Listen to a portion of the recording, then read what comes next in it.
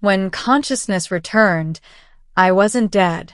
I was lying on a stone platform, surrounded by glowing vines and bioluminescent plants. The air felt like soft electricity, warm and alive. Someone touched my forehead. My eyes snapped open, and I saw her. Tall. Beautiful. Alien. Her skin was a deep sapphire blue, smooth and radiant like polished stone. Silver lines shimmered along her arms, pulsing with energy, and her eyes glowed softly, not reflecting light, but generating it, like tiny stellar cores. She leaned closer. Human, your spirit remains intact. Good. Her voice vibrated more than spoken, like a note struck on a crystal instrument. I tried to move. Pain exploded through my ribs. She pressed a hand to my chest. Do not struggle. I have repaired most of your internal damage, but your bones need growth time. I blinked at her. Who are you? She hesitated, then answered. I am Zayla of the Athalie, the one who dragged your dying body from the sky. Then, without ceremony, and because of that, you now belong to me. My brain froze. What? Her silver eyes narrowed, as if confused I didn't understand. You owe life. Life must be returned. You will join your fate with mine. I did not understand the culture. I did not understand her meaning, but I understood the heavy implication. She expected me to become her husband. Middle, the bond one didn't choose. It took 3 days before I could walk again. 3 days of being guided, observed, and occasionally scolded by Zayla. The Athalie were a species of energy weavers, living in vast canyon cities powered by luminous crystals. They were tall, graceful, and emotionally intense. Every movement felt like choreography. Every Athalie settlement was protected by a life code. Who saves a life claims responsibility for it. Responsibility binds souls. In human terms, marriage, loyalty, and lifelong partnership all rolled into one. I tried countless times to explain that humans didn't work that way. Zayla listened, patiently, calmly. Then she said, Your words do not free you from the bond. You are dead, Rylan. I revived you. Your new life is tied to mine. She didn't sound dominating. She sounded afraid. That unsettled me more. One evening, she took me outside her dwelling, a towering crystal spire overlooking the canyon below. The city glowed like molten sapphire. Floating platforms drifted between towers. Energy bridges rippled like auroras. Zayla stood beside me, her voice softer than I'd ever heard. I did not save you because of the code. I looked at her. Her eyes flickered. I saved you because you cried out while dying. No Athalie cries. Not like that.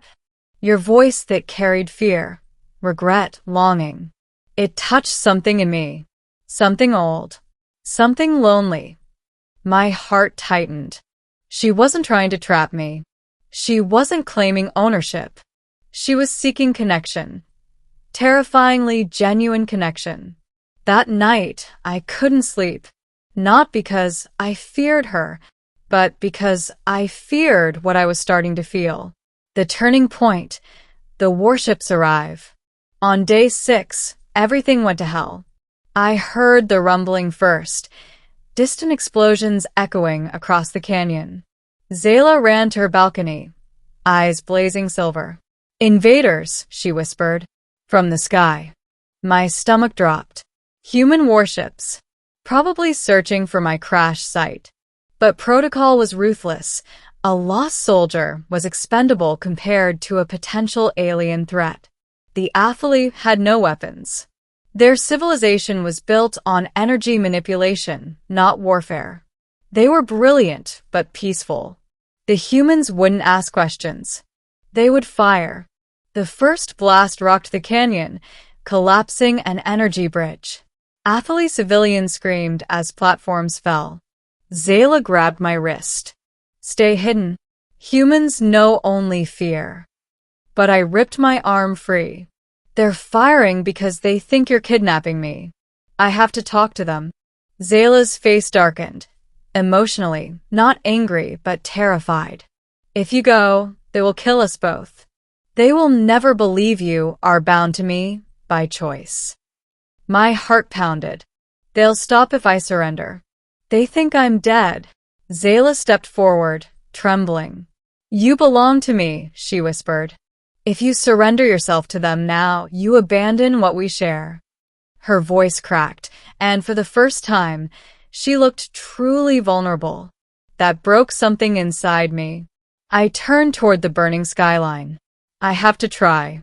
If we do nothing, your whole city dies. She stared at me, as if memorizing every inch of my face. Then she nodded. Slowly, painfully. Then I go with you. What? No. They'll shoot you. Zayla placed my hand against her heart, a glowing, warm pulse. A husband does not face death alone. I froze. A single word. Husband. A bond one never meant to accept, yet no longer wanted to reject. We went together. Climax. The battlefield of two worlds. The central platform burned with fire and smoke as humans in exo-armor descended. Their rifles glowed red-hot. My commander stood at the front, helmet visor lifted. Cross. You're alive. Step away from that alien. Zayla stepped in front of me instinctively. The soldiers raised their weapons. Target obstructing. Take aim. I lunged in front of Zayla. Stop. She saved my life. No alien contact is safe. She healed my bones. She sheltered me. She's not kidnapping me, she's my... The word caught in my throat, but Zayla whispered behind me, say it. And for the first time, I didn't resist the truth. My partner. The soldiers hesitated. The commander didn't. Cross, step away, or we open fire. Zayla tightened her grip on my arm, glowing brighter. And then she did the unthinkable. She spread her hands and released a surge of energy that formed a protective dome around us. Bullets vaporized against it, but the effort drained her instantly. Her skin flickered. She staggered. I caught her as she collapsed. Zayla. Her voice was faint. Rylan, humans attack out of fear, but fear calms when one is willing to stand between. She touched my cheek. Go. Stop them. I will hold as long as I can. Then she passed out in my arms. My blood boiled. I stood, carrying her, and stepped through the fading shield. Commander, I growled, if you attack the Athalie again, we become the monsters the galaxy fears. He glared. This alien binds you by force. No. She gave me life. Your orders would have destroyed hers. Something in my voice, or in the wounded alien woman in my arms, finally made them hesitate. After a tense standoff, the commander lowered his rifle. Stand down, he ordered. We're leaving. The ships pulled back. The canyon quieted, and the Athalie were safe, ending the vow I chose. Zayla awoke 2 days later on her healing platform. She saw me sitting beside her, exhausted and sleepless. Her voice was soft. You returned. I laughed, a weak, shaky sound. You thought I'd leave? Her fingers traced the back of my hand. The bond frightened you. It did, I admitted. But losing you frightened me more. Her silver eyes brightened. I continued. You told me saving a life binds souls. I kept denying that. I leaned closer. But maybe our souls were binding long before I understood. Zayla inhaled sharply, a gesture of overwhelming emotion for her species. Then I said the words I never expected to speak. Zayla of the Athalie, if your culture wants me as your husband, then I accept. Not because of debt. I took her hand, but because I want to. Her entire body glowed, brilliant, radiant, overflowing with warmth. She whispered, "Rylan Cross, now my life begins."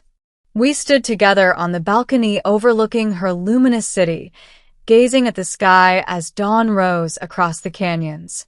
A human and an alien, two worlds that nearly killed each other, but instead chose to share a future. And from that day forward, my squad no longer joked about my luck, because somehow, against every probability, crashing onto that planet was the best thing that ever happened to me. The end.